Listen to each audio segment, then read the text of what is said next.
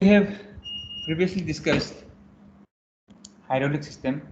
So we have also discussed how hydraulic system is used in various machineries, especially in land reclamation machineries. Like again here in the picture you can see there are some machines which are basically operated using hydraulic system. Here you can see this is your cylinder, double acting cylinder, which we have discussed under components of hydraulic system.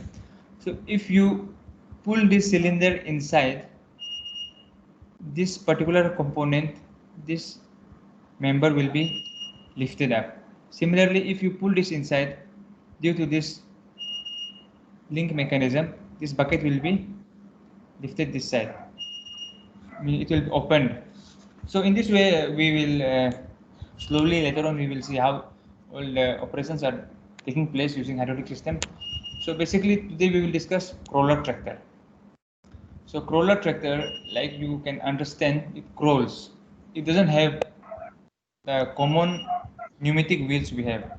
Please turn off the mic. One of you have turned on the mic. Some barking sound can be heard. So crawler tractor again, it does not have rubber wheels. Rubber wheels also called as pneumatic wheels, but instead they have some tracks, iron tracks. You can see iron tracks, iron tracks, iron tracks. So they crawl.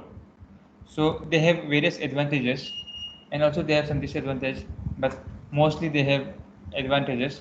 So we will discuss about the crawler tractor. So crawler tractor, also called track type tractor, tracked vehicle or track laying vehicle, is a tractor that runs on the tracks instead of wheels. As simple as that.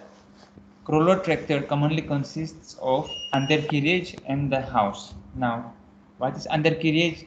Undercarriage is the lower portion. You can see here, this portion, the track portion, whatever is inside the track, those portions are called undercarriage.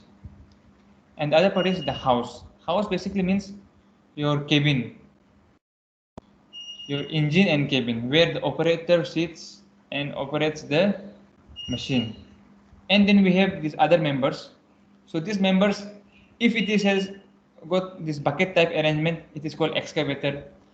If it has got this blade or shovel type arrangement, it will be called dozer. And if it has got this big bucket type, it will be called loader. This is again excavator, loader come excavator, or it is also called hoe, H-O-E, hoe. So basically this is common. This house is common and the undercarriage is common in all this. You see undercarriage, house, undercarriage and house. In all the three vehicle you see, undercarriage and house are common. The extension parts, your dozer or excavator or bucket, these are different according to the purpose and according to the use. So these are the two basic common components of a crawler tractor: undercarriage and the house. So we are more interested in undercarriage. House is basically a cabin with a engine where operator can sit inside the cabin and operate the your joystick, handle, brake, and all those. All right. So basically, we will be discussing undercarriage. Okay, undercarriage. There is a typing mistake. Undercarriage. UNDER. So undercarriage of crawler tractor consists basically of two parts, two major parts: track assembly and track frame. Now you see, is my mouse pointer visible? Anyone can reply. Mouse pointer visible or not? Hello? Yes, sir. Okay, fine, thank you. So it basically consists of track assembly and track frame. Track assembly, this chain, whatever you can see like a never-ending chain, is covering the entire thing. It's called track assembly, including this sprocket. This wheel is called sprocket. It has got some teeth here, you can see, and there is one more wheel here without teeth.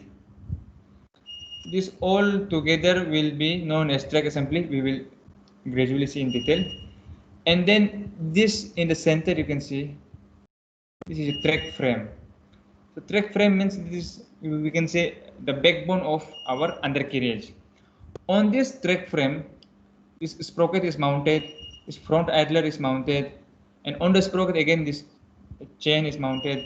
Then this idlers, top idlers are mounted on the frame. Then track rollers are mounted on the frame. So basically, the track frame can be said as the backbone, and other parts can be called as track assembly. So we will see which and what comes under track assembly and what comes under track frame. So this figure you have to draw, you have to learn how to draw. It looks a little bit complicated, but once you start drawing once or twice, it is quite easily understandable. So you see now track assembly. Undercarriage consists basically of track assembly and track frame. So first we will discuss track assembly. It is nothing but this continuous chain. This chain which has been driven around this idler. There are two idlers here and one sprocket. If you notice the difference between sprocket and idler, you will find the sprocket has got some teeth arrangement.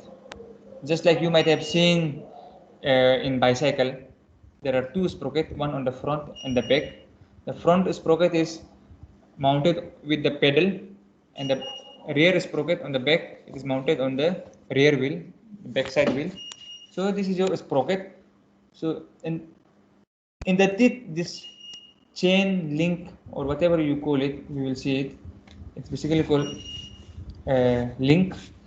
So this link will be, or chain we basically say in case of bicycle. So basically it's a chain composed of many links.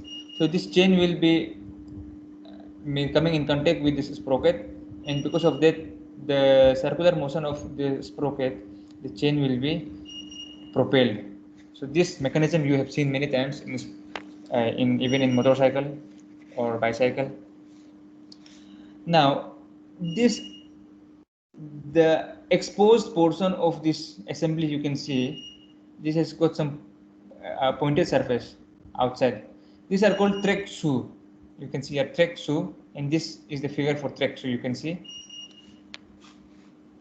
So we know shoe, even we people wear shoes, isn't it? What is the purpose of shoe? To protect our feet, so that we can walk even on stones easily without hurting our feet. So similarly, the track shoe, its purpose is to cover the track assembly, protect this chain, to protect the sprocket idler, and also it has got large surface area. So when there is a large surface area, the pressure decreases. That means you can easily understand these vehicles are very heavy. So when it is very heavy, it will give some vertical force on the earth surface, on the soil. So because of that, sinking may take place. But when we have this large track shoe, large area, so the weight will be uniformly distributed throughout this entire area. So when the weight is uniformly distributed, the shrinkage will be less. So in this way, we are making use of this large track shoe so that shrinkage is less and it can work even in loose soil. Otherwise, what will happen? It will sink down and it may not be able to move. So this is one of the greatest example of using crawler tractor. Though the machine is very heavy, but it will have the tendency to float because of this large contact surface area between the track and the soil. So the links of the chain provide, okay, this you can see.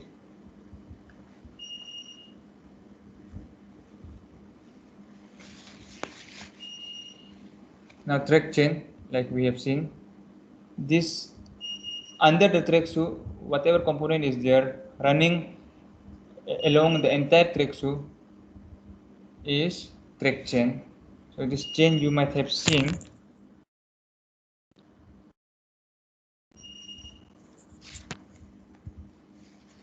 So this chain is this component and this component. These two components will together make link. So a pair of link. You can see this and this will make a pair of link, and similarly several pair of links together they are collected combinedly, they are called thread chain.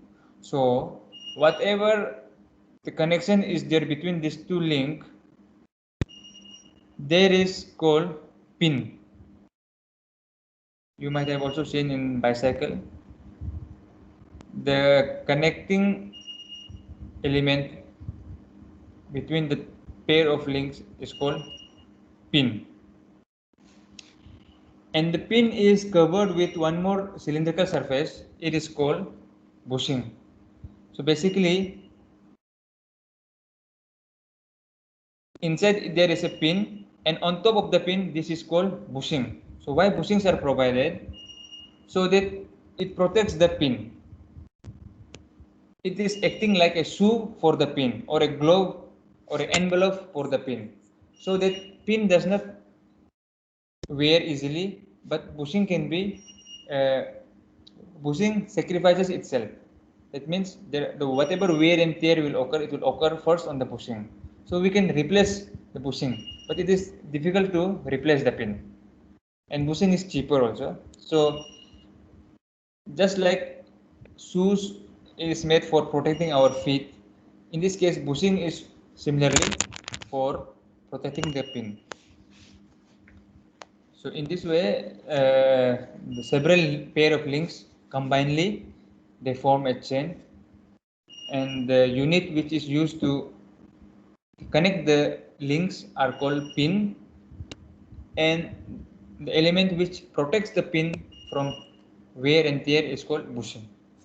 And among all the pins, there will be one pin called master pin. So that master pin is the pin which can be dismantled, so that we can open the chain, we can undo the chain. So that master pin has got slightly different identity, we will see later on. So yes, as we were discussing link, see, link is a metal piece on each side of a chain assembly through which pins and bushing fit. So you see, this is your this is a pair of link. So this portion is bushing. You can see here there is a bushing already inside here, and inside the bushing we have to fit the pin, so that when this sprocket comes in contact here, it will come in contact with this bushing and not the pin. Pin is inside the bushing, so pin will always be in safety. Bushing will take all the load or wear and tear. All right. Now you see here, bushing is a metallic cylindrical covering. It is a metallic cylindrical cover covering the thread pin, which will be like this, which provides rotational surface between the thread links. It serves as the contact area between the thread chain and the sprocket, like we have discussed.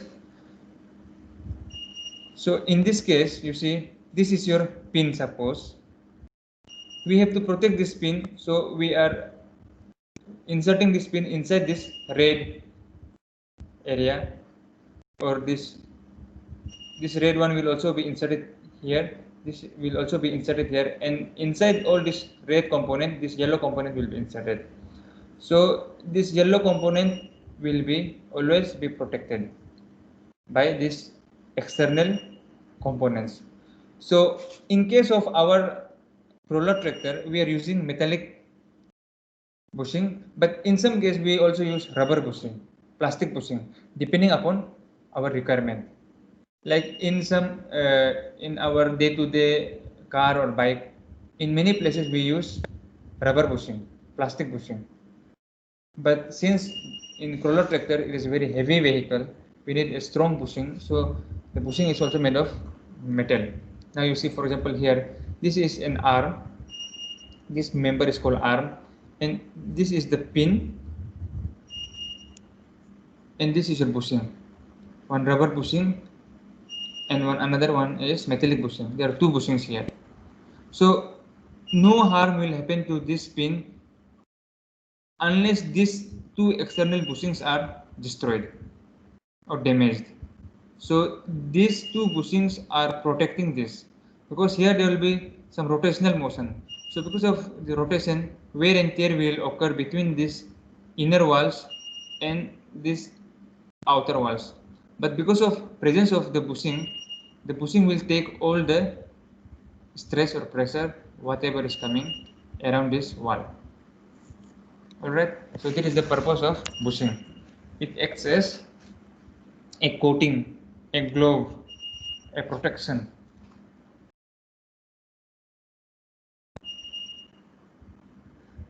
Now again, pin we have already discussed.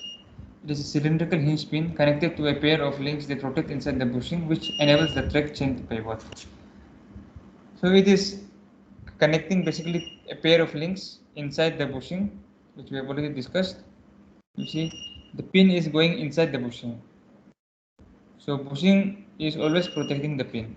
See, pin inside the bushing, pin inside the bushing. Alright, here you can see pin is going inside this bushing. So the bushing is acting as a protective layer. Now you see one example from your bicycle chain, which again consists of several links.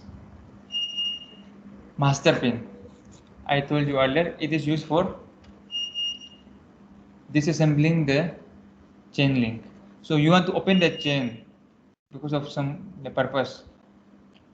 So what you have to do, you see, among all the pins, there is one pin which looks very different. This one, you see, all are hollow type. This is a solid pin. So this is your master pin. It has got a different identity. But if the chain is dirty, it is difficult to identify. So you have to first clean the chain in order to identify. After cleaning the chain, you can find one chain, it will be different. So that is your master pin. Similarly, again here you see, all are hollow type. This entire thing looks different. Alright, so this is your master pin. Now, next component is drive sprocket. Drive sprocket, that means it drives your track. You see, it is a large wheel, usually at the rear of the track frame, with teeth that mesh with a chain or track. It is engine driven toothed wheel, transmitting motion to the track. You see, these are the groups where your chain will fit. Basically, the bushing will come in contact in this area. So because of the rotation of the sprocket, it will also rotate chain. This chain is connected to your track shoes, so entire track shoe will rotate. So in this way, your engine is driving the sprocket, and sprocket is further driving your chain, track shoe, and in this way, your entire vehicle is moving forward. So this is your sprocket. You see, with chain how it looks, and without chain how does it look. And these are your top idlers. This we will discuss now. Now front idler. Idler means basically it doesn't have any power, or it doesn't do any major work. Sitting idle, is not it? A large wheel at the front of the track frame that guides the track chain and absorbs shock loads. It is adjustable for proper track chain tension. And you see, this is your sprocket. It has got teeth. This idler, it has got no teeth. That means this will drive the entire thing, and this will just act as a support, because we need two wheels, it's not it? Like in bicycle, we have two wheels. When we pedal the cycle, the power is going only to the rear wheel. If you have noticed, the front wheel does not have any power. When you pedal the cycle, only the rear wheel is powered. The front wheel is just for balancing, because if only one wheel, it is difficult to balance, isn't it? So two wheels and for steering. Similarly, here we have two wheel. One is sprocket with teeth, other one is idler without teeth, more or less plain. And it also helps in absorbing shock. You see, and now this is shock absorber, spring coil. So in case you apply brake or you have some minor or small collision, so this spring will be connected to this your front idler, and it will help in absorbing the shock. But this is laid horizontally, is not it? So whatever impact will come from the front, this will help in absorbing it. And it is adjustable for proper track chain tension. That is very important. You see, so this is your chain. If it is very loose, it's called slacking. If it is very loose, there will be slippage. Your performance will not be very good. But if it is very tight again, chances of breakage. Again, it is not advisable. So the tension of this chain, how much tight it is, it should be optimum for best performance. So distance between the sprocket and the idler plays a very important role in maintaining proper chain tension. So it is adjustable, means this idler can be shifted forward or backward in order to give proper tension to the track. Similarly, this thing is also done in cycle and motorcycle. If you have experience, we have to adjust the chain sometimes. It becomes very loose after operating it for several days or months due to wear and tear, due to vibration, due to bad roads or different reasons. The chain gets loose, so we have to sometimes tighten it. So for that, the idler, the front idler is adjustable so that we can maintain the required tension. So these are the components of your track assembly: front idler, drive sprocket, master pin, pin, bushing, link, track chain, and track shoes. So your crawler tractor has two components: undercarriage and the house. Undercarriage is again two components: track assembly and track frame. Track assembly has further track shoes, track chain, link, bushing, pin, master pin, drive sprocket, front idler. Alright. So next we have track frame. So you see, this is your track frame with front idler. So this is the backbone, as I've told you earlier. So track frame acts as a backbone on which all the components are mounted, like your drive sprocket, your front idler, your rollers. And now we have two different types of rollers. I have seen. These two are called carrier roller, or they are also called top idler, because their basic function is to provide support to this track shoe or track assembly. So when they are present, it will have proper tension. Slacking will not be there. Slacking means bending like this. You see, when you tie a rope for drying your clothes, you see, you tie at high tension, but after some time you see the rope becomes loose. There is some kind of slacking, bending, is not it? So in order to avoid that, we have this carrier roller, or they are also called as top idler. And on the bottom side, there are another set of rollers that are called track rollers. So we will see the carrier roller or top idler. They are mounted on brackets that extend above the track frame. You see, these are the brackets extending above the track frame. They help to keep the chain in alignment between the driver sprocket and the front idler. They are acting as support so that a proper alignment can be maintained. That means like collinear, we can say, to maintain the linearity of a sprocket, two rollers, and the front idler. So this is your top idler. Now another one is track roller. It plays a more important role. What is the function? To transfer the weight uniformly. You see, these are metal wheels mounted to the bottom of the track frame. You see, there are 1, 2, 3, 4, 5, and here are only 2 carry rollers because they don't carry weight. But these track rollers, they carry huge amount of weight. So for that, there are more numbers of track rollers. Supports the tractor's weight and roll over the rail portion of the track chain. Alright, so we'll roll over this surface on the track assembly and support the weight of the entire track assembly or undercarriage. So that is your track rollers. So these are the basic components of undercarriage. So anyone, any question?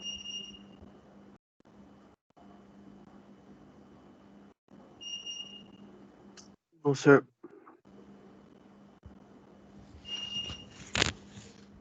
All right. So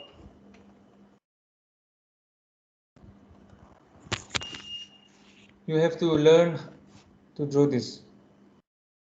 All right, it's very simple.